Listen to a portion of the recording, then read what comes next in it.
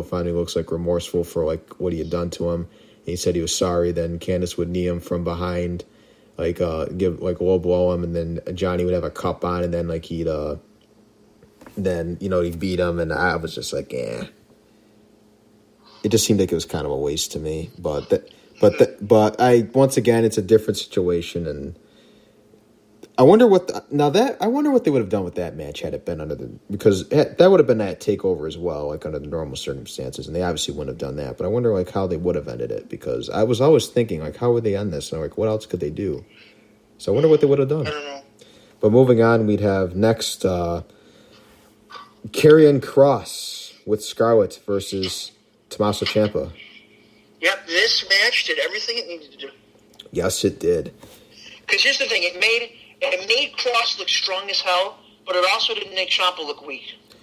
No, because Ciampa did get some offense in towards the end, and it wasn't really long or anything, but... It didn't need to be. You just needed to get the point across that Killer Kross was a badass, and you got that. Mm-hmm. Oh, for sure. Yeah, so, because at the beginning they'd trade some strikes, and then Kross would then try to... Yes, then Kross would hit some suplexes, and then he would...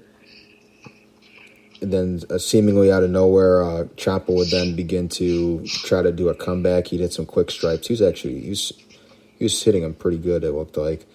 And then he'd hit that draping DDT through the middle ropes. That was pretty good. Yeah. That was a great move, the DDT. And then he'd look to hit the fairy tale ending, but then Kross would reverse it and then do a modified version of an F5. And he just sent him spinning outwards. And then he would poise Ciampa, and then a straight jacket, a guillotine choke that he does. And then, he wouldn't tap, obviously, but he'd... you can't have Ciampa tap. Oh. He'd pass out. He'd pass out, and then... That was it. Like you said, this match had everything it needed to. It wasn't too long, but it made Killer Kross look strong.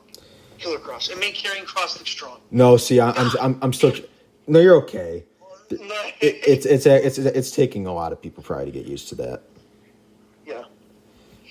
No, and at first I was actually upset that he went from Killer Kross to Karrion Kross, but I guess he said himself, Kross, that it was his idea to change it. So once I found that out, I was okay with it. Obviously, Scarlett looked good, and she did her part. Mm-hmm. Yeah, it seems like...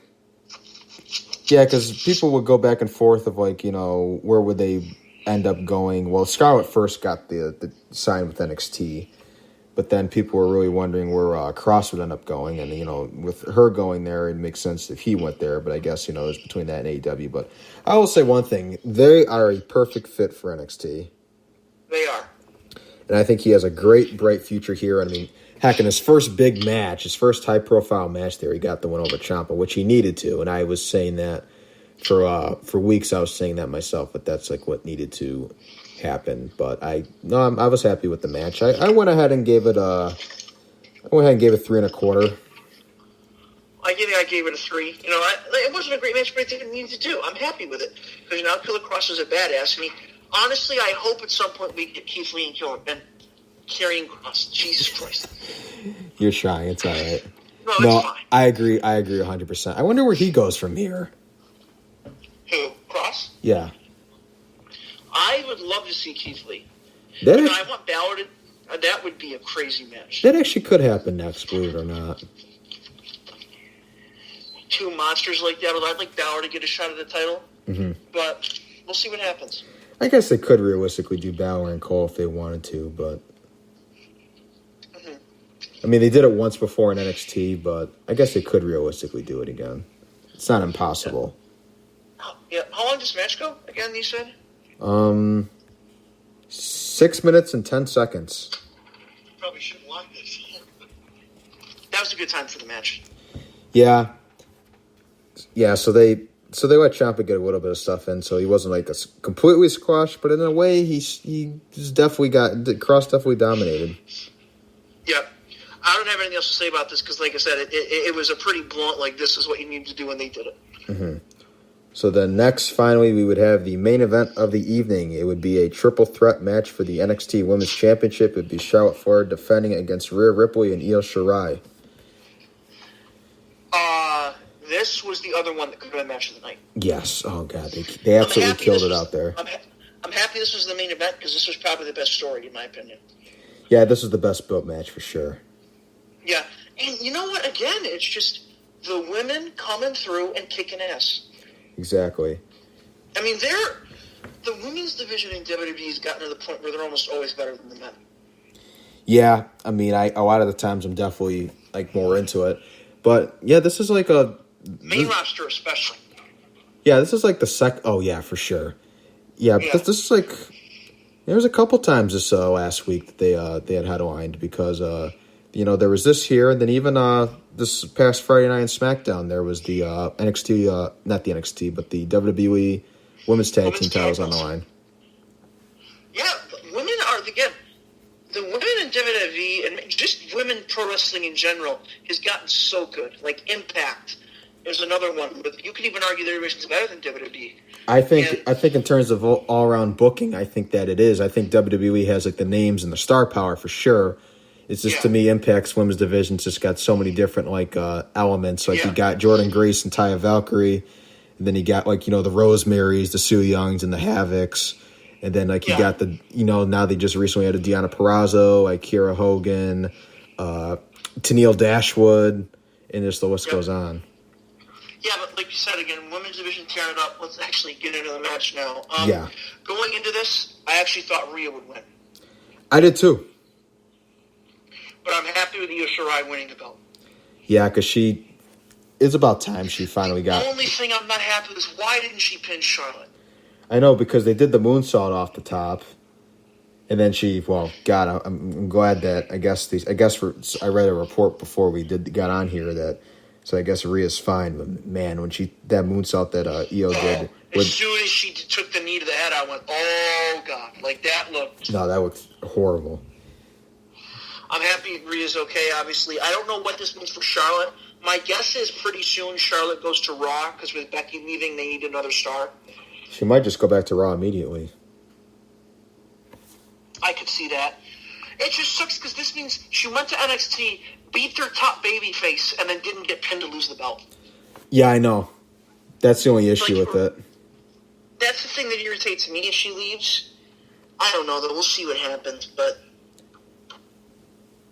Yeah. We'll see what happens with that. But let's actually talk about the match a little bit here. Some great spots in this. You had Irish jumping off the stage. You had Charlotte throwing her through the stage. You had the moonsault, obviously. Mm-hmm. You had Rhea Ripley doing her move off the top rope. That was nice. Like I said, this was the other match of the night. I have it right below the Damian Priest Finn Balor match at 3 3/4. Still a great match. Happy the women headlined again, and happy the women tore the house down again. Yeah, this is it's like a 4 for me, but. Yeah, I thought everyone did their part in this. I thought. Did I say 3 3/4? Yeah, 3 3/4. Right? Yeah, you did. Okay. Yeah, I thought everyone did their part. I thought really it was Rhea and actually I think a lot of ways it was Io that was actually the MVP of this match. Oh, for sure. Everyone did their part, but I think Io was the MVP of this. Yep. And it turned out great because she was the one in the end that would pick up the victory. So. Yes, she was. This was a good show. Although I guess they may not send her back to Raw right away. They could do a singles feud between Io and Charlotte. And then after that happens, you do Io and Rhea. Yeah, because there's still people in the NXT Women's division you could put Rhea against in between. I feel Yeah, that's true. So yeah, great show overall. I gave it I gave it an 8 out of 10. Yeah, I did as well. That was great. I loved it. Yeah, really good show. Takeover, as usual, delivers. Yeah, I wish that the other pay-per-views would take note and learn from this, but... Oh, they never do. Yeah, what can I say? I think that, but it is an NXT show, but it is still a WWE like pay-per-view or show, I guess you could say. So of all the ones during this pandemic era, I guess you could say of wrestling, that this one's by far the best. It may in some ways be the best one I've seen, period. Like Double or Nothing to me was like really good in its own way as well. Like the Stadium Stampede match that put it over the top. I thought the Moxley and Brody Lee was really good. And there's some other good matches there, but in terms of like bell to bell, just like in ring action, I think this has by far been the best one. Yeah. And the fact they're able to execute it this well. Oh yeah, one other thing I want to point out here that I wanted to point out earlier that I guess it's still fine to point out here. I gotta give the talent at their performance center a lot of credit who were like playing the audience tonight because they made it a lot more livelier and they actually added a lot to the matches. Sure, it helped a lot. Especially the Johnny Gargano Keith Lee match. Yeah. Like when they're doing the Johnny Sucks chants and Gargano sucks. Like that was great. Yeah, they were making fun of the John Cena thing. Yeah. No, that was great. But because the only thing I guess is weird is how they won't let him sit down and stuff. But that's the only thing. But yeah, that's probably Vince. A Vinceism. Yeah. Yeah, that just seems kind of strange. Although that I love how like on like Raw and SmackDown they're like, and they're all out there and like and they're all practicing safe social distancing and there was like no social distancing whatsoever. Oh, it's hilarious. Especially when they put Code Orange, who we forgot to mention, they kicked off the show like with their performance of the pay-per-view theme song, but they put them in there and like none of them were spread out whatsoever. It was funny. But yeah, I think that's our review of Takeover. Yeah, that's our NXT Takeover in your house review and recap. Hope you guys enjoyed this one. Of course, if you have not yet, be sure to check out Rewind number 28, ECW One Night Stand 2005. And we'll be doing another double 2-episode weekend next week, or 2 episode. We'll have another Sunday Monday episode. Yeah, see, I like calling it a weekend too, but it's Sunday Monday. But we'll be we'll be back next week with Rewind number 29, WWF King of the Ring in 1998, and we'll also be back with WWE Backlash 2020. We'll have our review of that show as well. So we look forward to doing both of those. Like this show was obviously great. Hope Backlash turns out to be a good show as well. I mean, there's only 4 matches announced right now, which I don't like that, but what can I say? Yeah. It seems like now they just like they have like 4 main matches, and then they'll get like 3 other matches that just like will come together this week. Actually, I think there's 5 now. I take that back because Hardy and Sheamus is a match now.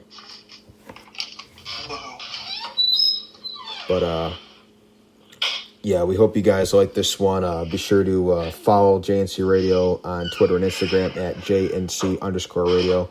Like our official Facebook page. That is the best way to get up to date on everything JNC Radio. Of course, like, updates. If we have to change times for when we're going to do an upload, or if we have to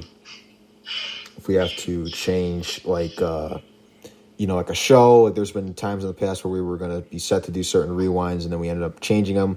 Haven't so much had that issue recently with that, but just in case you need those updates or just anything related to JNC Radio social media pages, regardless, are like the best ways to get that info. And of course, if you are a professional wrestling fan, which I'm pretty sure you are if you're listening to the show, or you know people like friends, family, loved ones, whomever that are also wrestling fans that you think would like the show, be sure to put them on to us and spread the word about the program. We'd appreciate the support, and thank you all the listeners out there who've been with us from the beginning and who consistently are with us like week to week, and help us be able to continue doing these shows. And JNC Radio is available on all platforms, as I said, including Spotify, Apple Podcasts, Google Podcasts, iHeartRadio, CastBox, Podcast Addict, Podchaser, Deezer, YouTube, you name it, we're on there. That's pretty much that. And also, as I said, we'll be back next week for Rewind number 29 and Rewind number Rewind number 29 and we'll be back with a review and recap of Backlash for next week. So that's all we have for you guys here. Hope you guys liked our NXT Takeover in Your House review and recap. We'll see you here next week, and peace out.